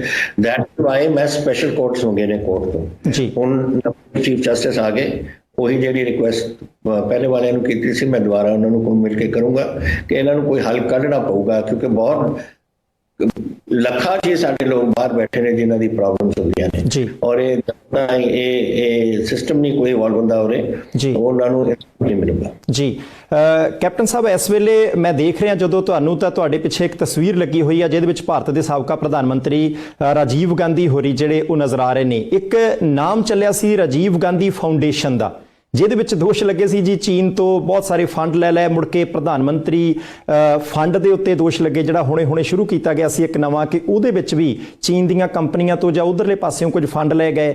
ਇੱਕ ਪਾਸੇ ਤਾਂ ਸਰਹੱਦ ਦੇ ਉੱਤੇ ਇੰਨਾ ਜ਼ਿਆਦਾ ਤਣਾਅ, ਸਾਡੇ ਫੌਜੀ ਜਵਾਨ ਸ਼ਹੀਦ ਹੋ ਰਹੇ ਨੇ, ਪਰ ਦੂਸਰੇ ਪਾਸੇ ਦੋਵੇਂ ਵੱਡੀਆਂ ਧਿਰਾਂ ਜਿਹੜੀਆਂ ਇੱਕ ਦੂਸਰੇ ਤੇ ਦੋਸ਼ ਲਾ ਰਹੀਆਂ, ਲੋਕਾਂ ਦੇ ਵਿੱਚ ਸੰਦੇਸ਼ ਕੋਈ ਬਹੁਤਾ ਹਾਂ ਪੱਖੀ ਨਹੀਂ ਜਾ ਰਿਹਾ। ਇਹਦੇ ਬਾਰੇ ਕੀ ਕਹਿਣਾ ਚਾਹੋਗੇ? ਦੇਖੋ, ਗੱਲ ਤਾਂ ਪਹਿਲਾਂ ਤਾਂ ਆਈ ਡੋਂਟ ਨੋ ਜਿਹੜੀ ਰਾਜੀਵ ਗਾਂਧੀ ਫਾਊਂਡੇਸ਼ਨ ਦੇ ਵਿੱਚ ਕੋਈ ਚੀਨ ਤੋਂ ਆਇਆ ਪੈਸਾ ਨਹੀਂ ਆਇਆ, ਨਹੀਂ ਮੈਂ ਕਹਿ ਸਕਦਾ ਕਿਉਂਕਿ ਮੈਂ ਉਹਦੇ ਬੈਕਗ੍ਰਾਉਂਡ ਨਹੀਂ। ਲੇਕਿਨ ਜਿਹੜੀ ਹੁਣ ਖਬਰ ਆਈ ਹੈ ਕਿ ਜਿਹੜੇ ਚੀਫ ਪ੍ਰਾਈਮ ਮਿਨਿਸਟਰ ਦਾ ਰਿਲੀਫ ਫੰਡ ਹੈ ਉਹਦੇ ਵਿੱਚੋਂ ਕੁਝ 7 ਕੰਪਨੀਆਂ ਨੇ, ਚਾਈਨੀਜ਼ ਕੰਪਨੀਆਂ, ਜਿਨ੍ਹਾਂ ਨੇ ਇੱਥੇ ਹਿੰਦੁਸਤਾਨ ਦੇ ਵਿੱਚ ਉਹ ਆਪਣਾ ਕੰਮ ਕਰਦੀਆਂ ਨੇ, ਉਹਨਾਂ ਨੇ ਡੋਨੇਸ਼ਨ ਕੀਤੀ ਹੈ। ਤੇ ਮੈਂ ਰਿਕੁਐਸਟ ਕੀਤੀ ਹੈ ਪ੍ਰਾਈਮ ਮਿਨਿਸਟਰ ਨੂੰ ਕਿ ਹੁਣ ਤਾਂ ਇੱਕ ਪਾਸੇ ਤਾਂ ਸਾਡੀ ਜ਼ਮੀਨ ਖਿੱਚ ਰਹੇ ਨੇ, ਇੱਕ ਸਾਡੇ ਮੁੰਡਿਆਂ ਨੂੰ ਮਾਰਦੇ ਨੇ, ਔਰ ਚੀਨ ਦੀ ਤੁਹਾਡੇ ਕੋਲ ਰਿਲੀਫ ਆਈ ਹੈ, ਤੁਸੀਂ ਉਹਨੂੰ ਕੱਢ ਕੇ ਆਪਣੇ ਰਿਲੀਫ ਫੰਡ ਤੋਂ ਉਹਨਾਂ ਨੂੰ ਵਾਪਸ ਕਰ ਦਿਓ, ਅਸੀਂ ਤੁਹਾਡੇ ਪੈਸੇ ਲੈਣੇ। ਦੈਟ ਇਜ਼ ਇਹੀ ਕਰ ਸਕਦੇ ਹਾਂ, ਹੋਰ ਕੀ ਕਰ ਸਕਦੇ ਹਾਂ ਅਸੀਂ। ਬਟ ਇਹ ਆਇਆ, ਇਹ ਜਿਹੜੇ ਹੁਣ ਰਾਜੀਵ ਗਾਂਧੀ ਫਾਊਂਡੇਸ਼ਨ ਹੈ, ਆਈ ਡੋਂਟ ਨੋ ਬਿਕਾਜ਼ ਮੈਨੂੰ ਡਿਟੇਲਸ ਨਹੀਂ ਪਤਾ। ਜੀ ਕੈਪਟਨ ਸਾਹਿਬ, ਹੁਣ ਇੱਕ ਮੁੱਦਾ ਥੋੜਾ ਜਿਹਾ ਰਾਜਨੀਤਿਕ ਰੰਗ ਵਾਲਾ ਹੈਗਾ। ਵਿਰੋਧੀ ਪਾਰਟੀਆਂ ਤਾਂ ਅਕਸਰ ਸਵਾਲ ਕਰਦੀਆਂ ਹੁੰਦੀਆਂ, ਪਰ ਕਾਂਗਰਸ ਪਾਰਟੀ ਦੇ 2 ਰਾਜ ਸਭਾ ਮੈਂਬਰ ਨੇ, ਦੋਵੇਂ ਕਾਂਗਰਸ ਪਾਰਟੀ ਦੇ ਸਾਬਕਾ ਸੂਬਾ ਪ੍ਰਧਾਨ ਨੇ।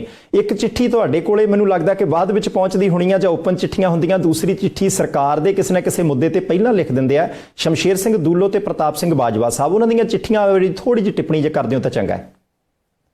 ਕੱਲ ਹੀ ਤੁਸੀਂ ਮੈਨੂੰ ਪੁੱਛਿਆ ਸੀ ਪ੍ਰੈਸ ਨੇ ਕਿ ਉਹ ਚਿੱਠੀਆਂ ਪ੍ਰਤਾਪ ਬਾਜਵਾ ਨੇ ਲਿਖੀਆਂ ਨੇ, ਮੈਂ ਕਿਹਾ ਮੇਰੇ ਕੋਲ ਤਾਂ ਪਹੁੰਚਦੀ ਨਹੀਂ। ਮੈਂ ਤਾਂ ਉਹਨਾਂ ਦੀ ਚਿੱਠੀਆਂ ਥੋੜੇ ਅਖਬਾਰਾਂ 'ਚੋਂ ਪੜ੍ਹਦਾ ਜੀ, ਮੈਨੂੰ ਤਾਂ ਭੇਜਦੇ ਨਹੀਂ, ਅਖਬਾਰਾਂ ਨੂੰ ਪਹਿਲਾਂ ਭੇਜ ਦਿੰਦੇ ਨੇ, ਉਹ ਛਪ ਜਾਂਦੀ ਹੈ ਤੇ ਮੈਂ ਦੇਖ ਲੈਂਦਾ ਉੱਥੇ ਜੀ। ਤਾਂ ਇਹ ਸਿਸਟਮ ਨਹੀਂ ਹੋਣਾ ਚਾਹੀਦਾ। ਅਗਰ ਤੁਸੀਂ your N MP of Punjab ਔਰ ਤੁਸੀਂ ਔਰ ਮੈਂ ਚੀਫ ਮਿਨਿਸਟਰ ਨੂੰ ਲਿਖਣਾ ਤਾਂ ਲਿਖ ਕੇ ਮੈਨੂੰ ਭੇਜੋ। ਅਨਫੋਰਚੂਨਟਲੀ ਪਿਛਲੇ 3 ਮਹੀਨਿਆਂ 'ਚ ਮੇਰੇ ਕਾਂਗਰਸ ਪ੍ਰੈਜ਼ੀਡੈਂਟ ਨੇ ਮੈਨੂੰ ਇੱਕ ਚਿੱਠੀ ਲਿਖੀ 22 ਮਾਰਚ ਨੂੰ, ਉਹ ਮੇਰੇ ਕੋਲ ਪਿਛਲੇ ਹਫ਼ਤੇ ਪਹੁੰਚੀ ਹੈ, ਬਿਕੋਜ਼ ਪੋਰਟਲ ਸਿਸਟਮ ਵੀ ਕੋਵਿਡ ਵਿੱਚ ਬੰਦ ਹੋ ਗਿਆ ਸੀ ਜੀ, ਅਖਬਾਰਾਂ ਨਹੀਂ ਜਾਂਦੀਆਂ ਸੀ। ਲੇਕਿਨ ਇਹ ਇਹਨਾਂ ਨੂੰ ਮਿਸਟਰ ਬਾਜਵਾ ਨੂੰ ਤਾਂ ਮੇਰਾ ਆਈਡੀ ਉਹ ਪਤਾ ਹੈ, ਔਰ ਜਿਹੜਾ WhatsApp ਵਗੈਰਾ ਉਹਦੇ ਤੇ ਪਾ ਦਿੰਦੇ, ਪਰ ਅਨਫੋਰਚੂਨੇਟ ਗੱਲ ਹੈ ਜਿਹੜੀ ਕਹਿੰਦੇ ਕਰਦੇ ਕੁਝ ਹੋਰ ਨੇ ਜੀ। ਤੇ ਨਾਲ ਹਲਕੀ ਜੀ ਗੱਲ, ਜੇ ਪ੍ਰਤਾਪ ਸਿੰਘ ਬਾਜਵਾ ਹੋਰਾਂ ਦੇ ਗੁਰਦਾਸਪੁਰ ਤੋਂ ਅੰਮ੍ਰਿਤਸਰ ਨੂੰ ਚਲੇ ਜਾਈਏ ਤਾਂ ਨਵਜੋਤ ਸਿੰਘ ਸਿੱਧੂ ਹੋਰੀ ਪਿਛਲੇ ਦਿਨਾਂ ਦੇ ਵਿੱਚ ਕਾਂਗਰਸ ਪਾਰਟੀ ਦੇ ਇੱਕ ਪਲੇਟਫਾਰਮ ਦੇ ਉੱਤੇ ਬੋਲੇ ਨੇ। ਕੀ ਸੰਭਾਵਨਾ ਲੱਗਦੀ ਹੈ ਜੀ 2022 ਦੀਆਂ ਵਿਧਾਨ ਸਭਾ ਚੋਣਾਂ ਤੋਂ ਪਹਿਲਾਂ ਦੁਬਾਰਾ ਪੰਜਾਬ ਦੇ ਵਿੱਚ ਉਹਨਾਂ ਦੀ ਸਰਗਰਮੀ ਹੋਏਗੀ, ਕੋਈ ਪੋਜੀਸ਼ਨ ਕਿਸੇ ਤਰੀਕੇ ਦੀ ਮਿਲ ਸਕਦੀ ਹੈ ਜੀ? ਮੈਂ ਕਹਿ ਚੁੱਕਿਆ ਜੀ ਕਿ ਸਾਰੇ ਮੈਂਬਰ ਨੇ ਪਾਰਟੀ ਦੇ, ਅਗਰ ਇਹ ਸ਼ੌਕ ਨਾਲ ਵਾਪਸ ਆਉਣਾ ਚਾਹੁੰਦੇ ਨੇ ਆਏ, ਮੈਂ ਇਹਨਾਂ ਵਾਸਤੇ ਪੋਰਟਫੋਲੀਓ ਵੀ ਰੱਖਿਆ ਹੋਇਆ ਪਾਵਰ ਦਾ, ਜਿਹੜਾ ਮੈਂ ਉਹਨਾਂ ਨੂੰ ਆਫਰ ਕੀਤਾ ਸੀ ਉਹਨਾਂ ਨੇ ਨਹੀਂ ਦਿੱਤਾ, and it is up to him to come. ਜਾਂ ਅਗਰ ਨਹੀਂ ਸਾਡੇ ਗਵਰਨਮੈਂਟ ਚ ਆਉਣਾ ਚਾਹੁੰਦੇ ਫਿਰ ਉਹ ਗੱਲ ਹੋਈ ਹੋਣੀ ਹੈ ਕਾਂਗਰਸ ਪ੍ਰੈਜ਼ੀਡੈਂਟ ਨਾਲ, ਜੋ ਕਾਂਗਰਸ ਪ੍ਰੈਜ਼ੀਡੈਂਟ ਉਹਨਾਂ ਨੂੰ ਦਿੰਦੇ ਨੇ ਉੱਥੇ ਆਪਣੇ ਜਾ ਕੇ ਕੰਮ ਕਰਨ, ਉਹਨਾਂ ਦੀ ਸਾਡੀ ਪਾਰਟੀ ਦਾ ਮਸਲਾ ਹੈ। ਇਟ ਇਜ਼ ਨਾਟ ਜੋ ਕਿ ਜਦ ਮੈਂ ਹੁਣ ਦਿੰਦਾ ਆਪਣੇ ਮਿਨਿਸਟਰਸ ਵਗੈਰਾ ਨੂੰ ਕੋਈ ਕੰਮ, ਮੈਂ ਰਿਜ਼ਲਟ ਐਕਸਪੈਕਟ ਕਰਦਾ ਐਂਡ ਆਈ ਵਾਂਟ, ਅਗਰ ਮੈਂ ਉਹਨਾਂ ਦੀ ਇੱਕ ਪੋਰਟਫੋਲੀਓ ਨੂੰ ਲੈ ਲੈਤਾ ਸੀ, ਇਟ ਇਜ਼ ਬਿਕੋਜ਼ ਮੈਂ ਸਮਝਦਾ ਸੀ ਕਿ ਉੱਥੇ ਇੰਨੀ ਜਿੰਨੀ ਡਿਵੈਲਪਮੈਂਟ ਹੋਣੀ ਚਾਹੀਦੀ ਹੈ ਸਾਡੇ ਸ਼ਹਿਰਾਂ ਵਿੱਚ। 40% ਪੰਜਾਬੀ ਸ਼ਹਿਰਾਂ 'ਚ ਰਹਿੰਦੇ ਨੇ ਔਰ ਸ਼ਹਿਰਾਂ ਡਿਵੈਲਪਮੈਂਟ ਲੋਕਲ ਸੈਲਫ ਗਵਰਨਮੈਂਟ ਉਹਨਾਂ ਦੇ ਕੋਲ ਸੀ, ਲੇਕਿਨ ਉਹ ਕੰਮ ਨਹੀਂ ਹੋ ਰਿਹਾ ਸੀ ਉੱਥੇ। ਦੈਟ ਇਜ਼ ਵਾਈ ਮੈਂ ਉਹਨਾਂ ਨੂੰ ਚੰਗਾ you take over electricity and Brahmindra ji ਨੂੰ ਮੈਂ ਇੱਕ ਦੇ ਦਿੱਤੀ ਸੀ ਜੀ। ਸੋ ਇਹ ਗੱਲਾਂ ਹੁੰਦੀਆਂ ਪਾਰਟੀਆਂ ਦੇ ਵਿੱਚ, ਕੋਈ ਨਵੀਂ ਗੱਲ ਨਹੀਂ ਹੈ। ਆਖਰਕਾਰ ਜਦੋਂ ਮੈਂ ਬਰਨਾਲਾ ਗਵਰਨਮੈਂਟ ਦੇ ਵਿੱਚ ਸੀ 1985 ਦੇ ਵਿੱਚ, ਮੇਰੇ ਕੋਲ ਜਦੋਂ ਕੈਬਨਿਟ ਐਕਸਪੈਂਸ਼ਨ ਹੋਈ, ਮੇਰੇ ਕੋਲ 4 ਮਹਿਕਮੇ ਸੇ ਇੱਕ ਮਹਿਕਮਾ ਮੇਰਾ ਕੱਢ ਕੇ ਕਿਸੇ ਨਵੇਂ ਮਿਨਿਸਟਰ ਨੂੰ ਦੇਤਾ। ਕੀ ਵੱਡੀ ਗੱਲ ਹੁੰਦੀ ਹੈ? That is part of the game, part of the political system. ਕਿਹੜੀ ਗਵਰਨਮੈਂਟ ਹੈ ਡੈਮੋਕ੍ਰੇਸੀ ਦੇ ਵਿੱਚ ਜੋ ਆਪਣੇ ਪੋਰਟਫੋਲੀਓਜ਼ ਆਪਣੇ ਮਿਨਿਸਟਰਸ ਦੀ ਨਹੀਂ ਬਦਲ ਸਕਦੇ? ਦੱਸੋ। ਕਈ ਵਾਰ ਮੈਂ ਬਦਲਨੇ ਨੇ, ਉਰੇ ਵੀ ਬਦਲੇ ਨੇ ਮੈਂ ਮੇਰੇ ਇਹ ਪਿਛਲੇ 3 ਸਾਲਾਂ ਦੇ ਵਿੱਚ ਕਈ ਵਾਰ ਮੈਂ ਆਪਣੇ ਪੋਰਟਫੋਲੀਓਜ਼ ਬਦਲੇ ਨੇ ਲੋਕਾਂ ਦੇ। ਸੋ ਨਥਿੰਗ ਨਿਊ।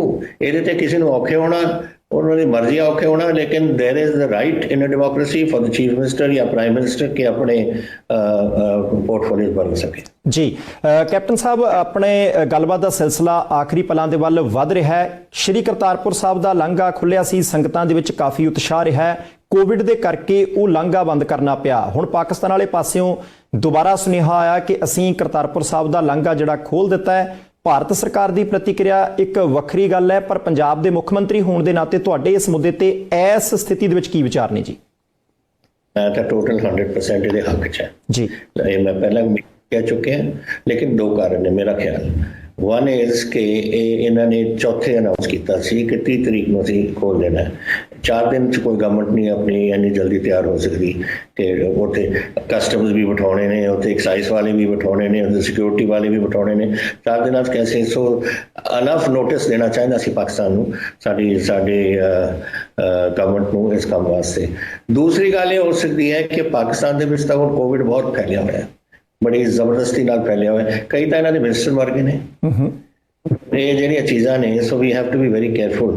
शायद वो कारण हो सकता है, वो भी हो सकता है, और दूसरे पासे टाइम फैक्टर भी हो सकता है। तो आई डोंट नो कि क्यों गवर्नमेंट ऑफ इंडिया ने बंद की है, लेकिन मैं अज भी कहना है कि इसको खोलना चाहिए। सोशल डिस्टेंसिंग रख लो। ਤੁਸੀਂ 25 ਬੰਦੇ ਇੱਕ ਟਾਈਮ ਤੇ ਭੇਜ ਦਿਓ ਜਾਂ 30 ਬੰਦੇ ਭੇਜ ਦਿਓ, ਉਹਨਾਂ ਨੂੰ ਦੇਖੋ ਕਿ 2-2 ਗਜ਼ ਤੇ ਉਹ ਜਾਣ, ਆਪਣੇ ਮਾਸਕ ਪਹਿਨਣ और उत्थे मत्था टेक के वापस आ जाए। इस किस्म का काम हो सकता है अगर गवर्नमेंट चाहे, और शायद गवर्नमेंट करे, मैं भी लिखूंगा जी। कैप्टन साहब, मेरा आखिरी सवाल ये है कि स्मार्टफोन देने का वादा किया गया सी, जे लोगों को स्मार्टफोन वेले सिर शायद मिले होंदे तो आ कोविड के दौरान ऑनलाइन पढ़ाई ਜਿਹੜੀ ਹੈ ਉਹ ਬੱਚਿਆਂ ਦੀ ਪਰਿਵਾਰ ਦੇ ਵਿੱਚ ਇੱਕ ਹੁੰਦਾ ਸਮਾਰਟਫੋਨ ਤੇ ਸ਼ਾਇਦ ਬਹੁਤ ਹੋਰ ਬਿਹਤਰ ਤਰੀਕੇ ਹੋ ਸਕਦੀ ਸੀ। ਹੁਣ ਸਮਾਰਟਫੋਨ ਦੇਣ ਦੀ ਪ੍ਰਕਿਰਿਆ ਕਿੱਥੇ ਕੁ ਖੜੀ ਹੈ, ਖਾਸ ਤੌਰ ਤੇ ਜਦੋਂ ਚੀਨੀ ਸਮਾਨ ਦੇ ਬਾਈਕਾਟ ਦੀਆਂ ਵੀ ਗੱਲਾਂ ਆ ਰਹੀਆਂ, ਤਾਂ ਕੀ ਇਸ ਮਸਲੇ 'ਚ ਹੋਰ ਡਿਲੇ ਤਾਂ ਨਹੀਂ ਹੋਏਗੀ? ਸਾਡੇ ਕੋਲ 50,000 ਤਾਂ ਸਾਡੇ ਇਹਨਾਂ ਦੇ ਜਿਹੜੀ ਕੰਪਨੀ ਤੋਂ ਅਸੀਂ ਆਰਡਰ ਕੀਤੇ ਸੀ ਉਹ ਉਹਨਾਂ ਦੇ ਕੋਲ ਦੇ ਵਿੱਚ ਪਹੁੰਚ ਗਏ ਨੇ, ਔਰ 50,000 ਆ ਰਹੇ ਨੇ ਜੁਲਾਈ ਦੇ ਵਿੱਚ। ਪ੍ਰੋਬਲਮ ਸਾਨੂੰ ਕੁਝ ਹੋਰ ਹੈ कि ये कंपनी जी सानू दे रही है, ਇਹਦਾ चीन के नाल क्या कनैक्शन है। और मैं फस्ट असीं देख रहे हैं कि इक्विटी जी है, पार्टिसिपेशन जिहदे नाल पता लगता है कि कौन इस कंपनी का ओनर है, वो इक्विटी नूं चैक करिए कि हिंदुस्तान, क्योंकि हिंदुस्तान दे विच है कंपनी और हिंदुस्तानी इहदे विच शामिल ने, तो ये पहला सानू चैक करना पऊ कि कितने ताईं चाइना का इन्वॉल्वमेंट है ਉਹਦੇ ਵਿੱਚ। लेकिन अदरवाइज साडा ऑर्डर तो हो गया सी, और वो ऑर्डर असीं दिता सी। अगर आ भी जाते साडे हत्थ विच, सानू प्रॉब्लम एक होर है कि साडे कॉलेज स्कूल बंद ने, और ये देनियां सी 11वीं और 12वीं जमात वास्ते, और वो भी लड़कियां नूं। ਹੁਣ ਕਿੱਥੋਂ ਪਾੜਾਂਗੇ ਲੜਕੀਆਂ ਨੂੰ, ਜਿਹੜੇ ਸਕੂਲਾਂ ਵਾਲੇ ਨੇ ਜਦ ਤੱਕ ਸਕੂਲ ਨਹੀਂ ਇਹਨਾਂ ਦੇ ਮੀਟ ਕਰ ਰਹੇ। ਹੁਣ ਗਵਰਨਮੈਂਟ ਫਿਰ ਰੋਕਤਾ ਸਕੂਲ ਦੀ ਜਿਹੜੀ ਜੁਲਾਈ ਦੇ ਵਿੱਚ ਨਹੀਂ ਖੁੱਲਣਗੇ ਕਾਲਜਸ ਔਰ ਸਕੂਲਸ। ਸੋ ਇਹ ਜਿਹੜਾ ਨਵਾਂ ਹੁਕਮ ਆਇਆ ਉਹਦੇ ਵਿੱਚ ਹੈ। ਸੋ ਇਹਦਾ ਮਤਲਬ ਕਿ ਵੀ ਹੈਵ ਟੂ ਵੇਟ।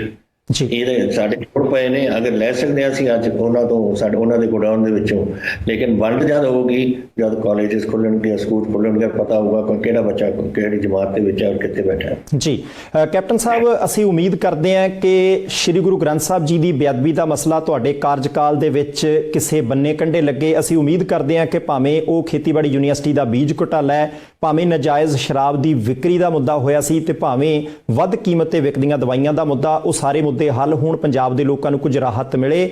ਜਾਂਦਿਆਂ ਜਾਂਦਿਆਂ ਦੇਸ਼ ਵਿਦੇਸ਼ ਦੇ ਵਿੱਚ ਬੈਠੇ ਪੰਜਾਬੀ ਜਿਹੜੇ ਤੁਹਾਨੂੰ ਇਸ ਵੇਲੇ ਲਾਈਵ ਵੇਖ ਰਹੇ ਨੇ, ਉਹਨਾਂ ਨੂੰ ਕੀ ਕਹਿਣਾ ਚਾਹੋਗੇ ਜੀ? ਇੱਕੋ ਹੀ ਗੱਲ ਹੈ, ਅੱਜ ਦੇਖੋ ਦੁਨੀਆ ਦੇ ਵਿੱਚ ਹੋਰ ਚੀਜ਼ਾਂ ਹੁੰਦੀਆਂ ਨੇ, ਲੇਕਿਨ ਪਹਿਲੀ ਹੈ ਸਿਹਤ, ਪਰਿਵਾਰ ਦੀ ਰਕਸ਼ਾ।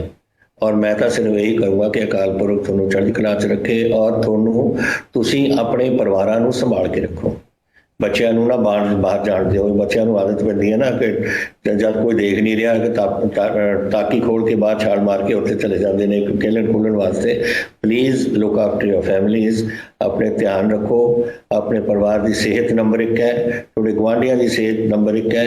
जो तुहानूं दस्सिया होया है, सोशल डिस्टेंसिंग, हत्थ धोने, मास्क पाने, ये सब तो जरूरी है। 75% मास्क ने ਜਿਹੜੀ ਲੋਕਾਂ ਨੂੰ ਬਚਾਉਂਦੇ ਨੇ। ਇਹ ਤੁਸੀਂ ਕੋਈ ਵੀ ਵਾਇਰੋਲੋਜਿਸਟ ਨੂੰ ਤੁਸੀਂ ਪੁੱਛ ਲਓ ਦੁਨੀਆ ਦੇ ਵਿੱਚ, ਉਹ ਵੀ ਇਹ ਦੱਸਣਗੇ 70% ਇਜ਼ ਮਾਸਕ। ਸੋ ਪਲੀਜ਼ ਉਹ ਧਿਆਨ ਰੱਖੋ ਔਰ ਵਾਹਿਗੁਰੂ ਤੁਹਾਨੂੰ ਸਾਰਿਆਂ ਨੂੰ ਚੜ੍ਹਦੀ ਕਲਾ 'ਚ ਰੱਖੇ। ਬਹੁਤ ਸ਼ੁਕਰੀਆ ਕੈਪਟਨ ਸਾਹਿਬ, ਤੁਸੀਂ ਜੁੜੇ ਸਵਾਲਾਂ ਦੇ ਜਵਾਬ ਦਿੱਤੇ, ਤੁਹਾਡਾ ਧੰਨਵਾਦ। ਫਿਰ ਇੱਕ ਵਾਰ ਉਮੀਦ ਕਰਾਂਗੇ ਕਿ ਦੁਬਾਰਾ ਜਦੋਂ ਮੁੱਖ ਮੁੱਦੇ ਆਉਣਗੇ ਤਾਂ ਤੁਸੀਂ ਸਾਡੇ ਨਾਲ ਸਾਂਝ ਪਾਓਗੇ ਜੀ। ਸ਼ੁਕਰੀਆ। ਸੋ ਜੀ, ਥੈਂਕ ਯੂ। ਇਹ ਸਨ ਮੁੱਖ ਮੰਤਰੀ ਪੰਜਾਬ ਕੈਪਟਨ ਅਮਰਿੰਦਰ ਸਿੰਘ। ਬਹੁਤ ਸਾਰੇ ਅਹਿਮ ਸਵਾਲ ਉਹਨਾਂ ਨੂੰ ਕੀਤੇ, ਉਹਨਾਂ ਨੇ ਜਵਾਬ ਸਰਕਾਰ ਦੇ ਪੱਖ ਤੋਂ ਦਿੱਤੇ। ਆਉਣ ਵਾਲੇ ਦਿਨਾਂ ਦੇ ਵਿੱਚ ਦੁਬਾਰਾ ਪੰਜਾਬ ਦੀਆਂ ਵੱਖ-ਵੱਖ ਸਿਆਸੀ ਪਾਰਟੀਆਂ ਦੇ ਵੱਡੇ ਨੇਤਾਵਾਂ ਦੇ ਨਾਲ ਖੁੱਲੀਆਂ ਗੱਲਾਂ ਬਾਤਾਂ ਕਰਕੇ ਸਵਾਲਾਂ ਦੇ ਜਵਾਬ ਲੈਣ ਦੀ ਕਰਾਂਗੇ ਕੋਸ਼ਿਸ਼। ਇੱਕ ਵਾਰ ਫੇਰ ਉਮੀਦ ਕਰਦੇ ਹਾਂ ਕਿ ਪੰਜਾਬ ਦੀ ਧਰਤੀ ਤੇ ਹੋਏ ਸ਼੍ਰੀ ਗੁਰੂ ਗ੍ਰੰਥ ਸਾਹਿਬ ਜੀ ਦੀ ਬੇਅਦਬੀ ਦੇ ਮੁੱਦੇ ਦਾ ਪੰਜਾਬ ਦੇ ਲੋਕਾਂ ਨੂੰ, ਵਿਦੇਸ਼ 'ਚ ਬੈਠੇ ਲੋਕਾਂ ਨੂੰ ਮਿਲੇ ਇਨਸਾਫ। ਉਮੀਦ ਕਰਦੇ ਹਾਂ ਨਸ਼ੇ ਦੀ ਵਰਤੋਂ ਨੂੰ ਲੱਗੇ ਲਗਾਮ। ਉਮੀਦ ਕਰਦੇ ਹਾਂ ਕਿ ਕੀਤੇ ਹੋਏ ਵਾਅਦੇ ਹੋਣ ਪੂਰੇ। ਪਰ ਤੁਹਾਨੂੰ ਇਹ ਪ੍ਰੋਗਰਾਮ ਕਿਹੋ ਜਿਹਾ ਲੱਗਾ, ਤੁਸੀਂ ਆਪਣੀਆਂ ਟਿੱਪਣੀਆਂ ਜ਼ਰੂਰ ਕਰਿਓ ਤੇ ਇੱਥੇ ਦਿਓ। ਪਰਮਵੀਰ ਸਿੰਘ ਬਾਠ ਨੂੰ ਆਗਿਆ। ਦੇਖਦੇ ਰਹਿਣਾ ਪ੍ਰਾਈਮ ਏਸ਼ੀਆ ਟੀਵੀ, ਤੁਹਾਡਾ ਆਪਣਾ, ਤੁਹਾਡੇ ਲਈ।